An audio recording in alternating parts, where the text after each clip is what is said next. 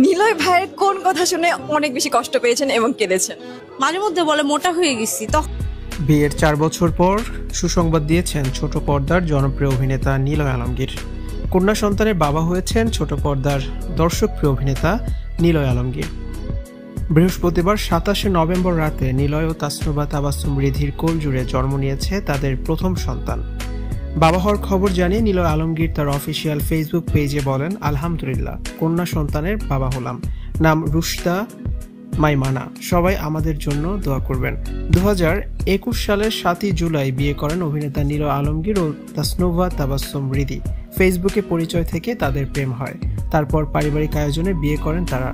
রিধির প্রথম বিয়ে হলেও এটি ছিল নিলয় আলমগীরের দ্বিতীয় বিয়ে। সন্তান জন্ম দিতে বেশ কয়েক মাস ধরে আমেরিকায় অবস্থান করছেন নিলয় আলমগীর ও রিদ্ধি। সন্তানকে আমেরিকার নাগরিক বানাবেন। অবশেষে নিউ ইয়র্কে জন্ম নিয়েছে নিলয় আলমগীরের ফুটফুটে কন্যা সন্তান। 2 বিয়ে করেও এটাই নিলয় আলমগীরের প্রথম সন্তান।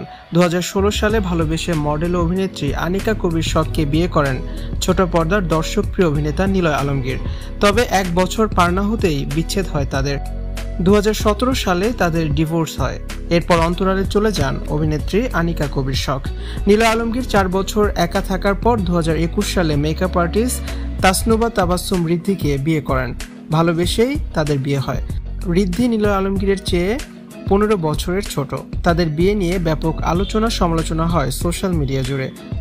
তবে সবকিছু ছাপিয়ে তারা একসাথেই আছেন। এর মধ্যে বেশ কয়েকবার নিলয় আলমগীর হিমির সম্পর্ক নিয়ে খবর প্রকাশ হয়। এই খবরে ক্ষোভ প্রকাশ করেছিলেন নিলয় আলমগীরের স্ত্রী তাসনুভা তাবাসসুম রিদ্ধি। নিলয় আলমগীর ও রিদ্ধিকে শুভেচ্ছা বার্তায় ভরিয়ে দিচ্ছেন শোবিজ তারকা ও তাদের ভক্ত অনুরাগীরা।